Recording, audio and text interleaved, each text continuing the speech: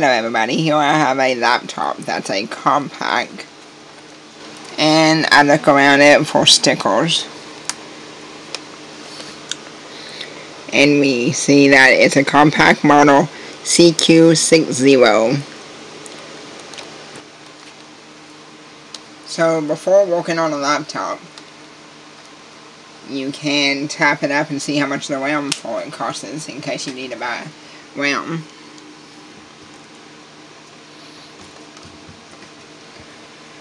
But before I get started on showing you how to do a fresh install of Windows on a laptop, I would like to say that most computer problems that I've run across that people just practically threw away their laptop over could have been fixed just by maybe replacing RAM and reinstalling a fresh copy of Windows.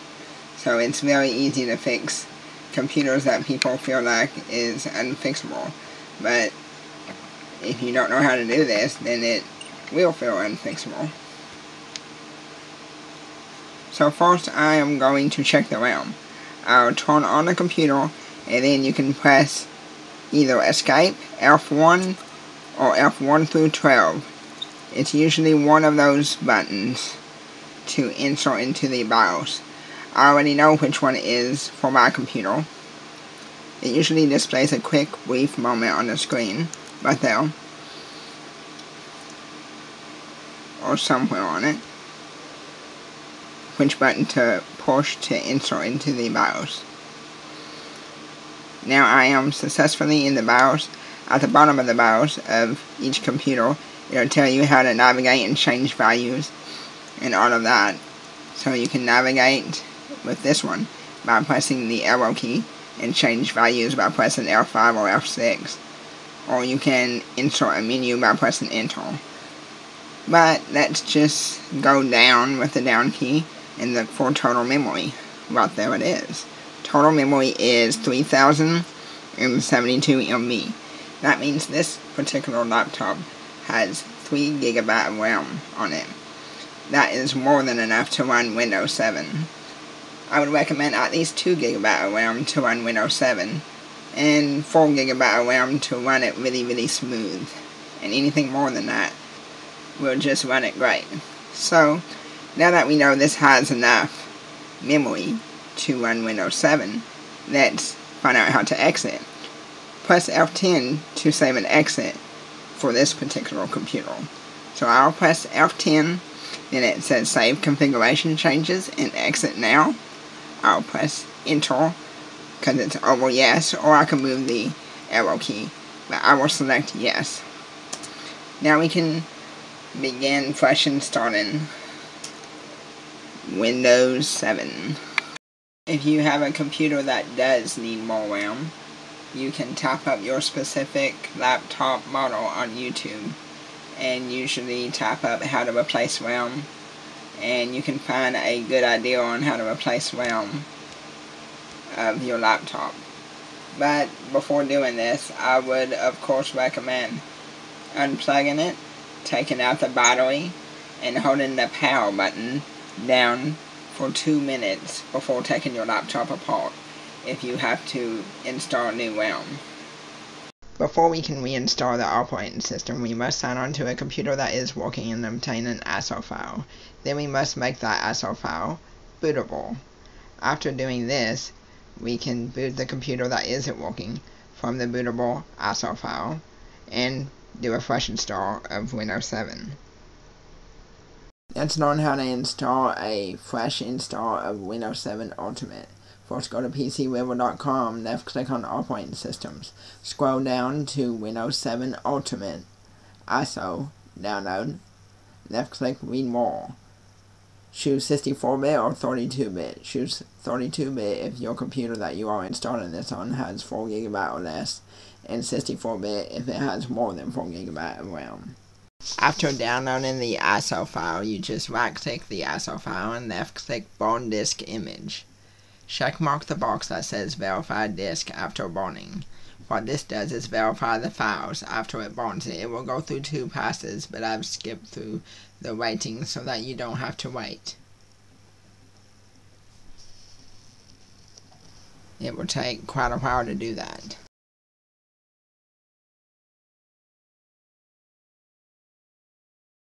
Start your computer and type F1 through F12. It's usually one of those keys until you find the option Boot Order, or an option to boot from the disk that we just created.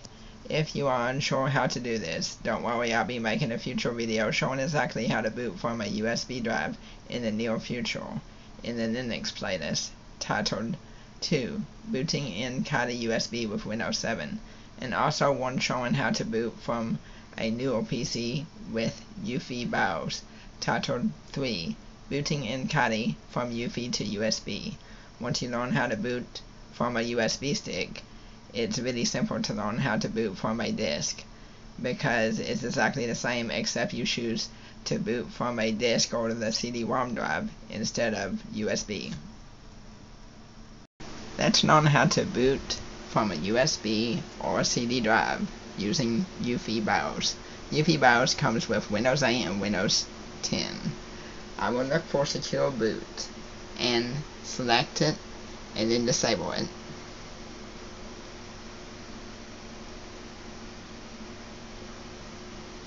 Once disabled, I will look for Legacy Mode or Legacy Emulation. It may be on the second tab, or it may be on the third tab, or any of the tabs. So right there it is, USB Legacy Emulation. Yours could say Legacy Mode. We will need to enable Legacy Mode, and then go into the system configuration and look for boot mode. Yours may be somewhere else different in the BIOS. We will need to select CSM boot, and now we will need to exit the sub menu, which I've entered. It is exit, and then I will need to exit the BIOS and save changes. So F10 to save and exit. And before you're able to boot back into Windows 8 or Windows 10, you will have to change all of these settings back. So make sure you don't change anything without writing it down, so that you'll know how it was set previously. We are ready to choose a boot device using F12 on my computer. It could be a different F key on yours. Now let's go through installing it over previously installed Windows. It doesn't have to be Windows 7. It could previously have Windows 8, Windows XP, or whatever on it. After you boot from the installation disk with the ISO file on it, you will need to click Next and Install Now.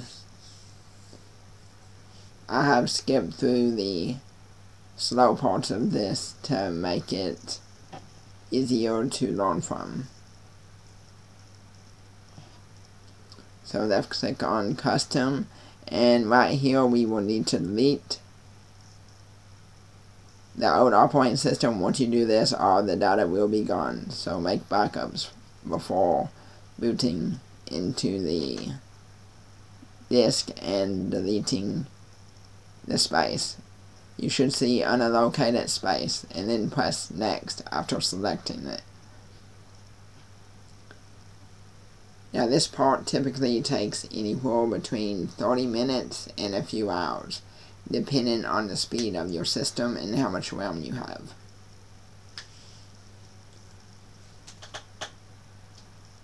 I sped it up by over 500%. So that you can still see every step, but you don't have to sit through it or skip through the video.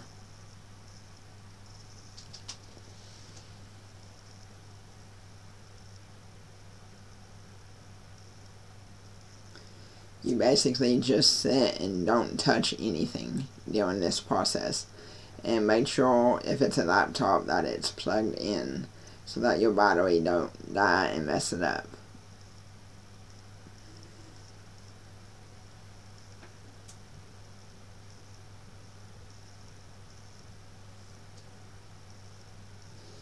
You can repair most computer problems like this just by reinstalling a fresh install of Windows on it, because most of the issues are with the operating system files that's stopping it from running correctly.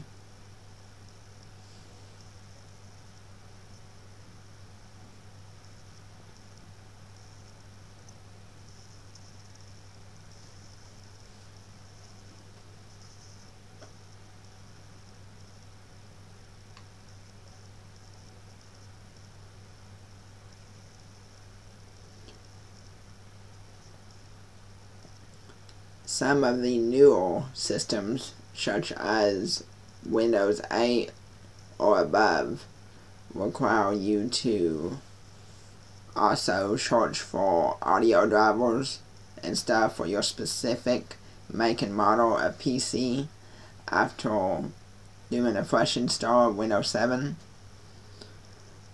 in order for you to be able to get the audio to work.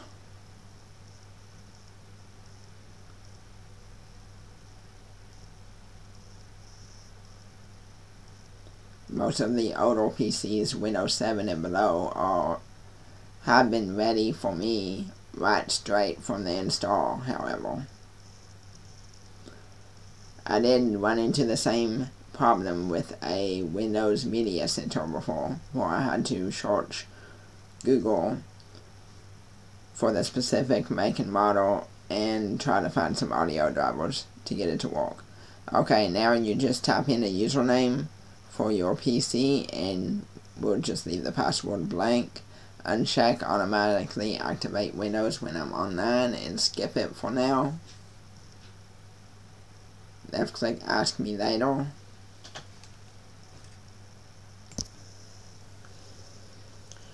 Select a time zone and select home network for your internet if you have it plugged into the internet so it can set it up.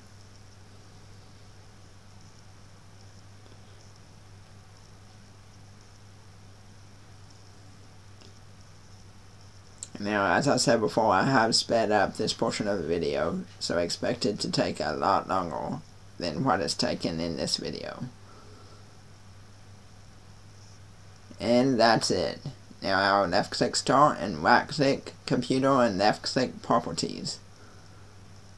And we can see how much RAM we got, what bit the operating system is, and I can go down and left click change product key.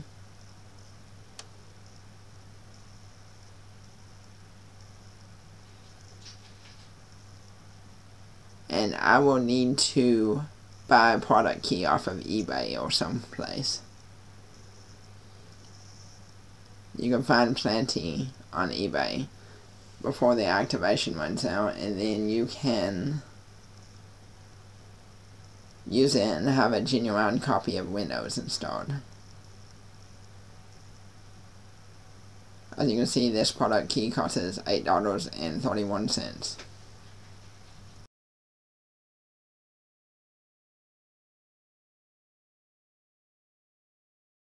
Og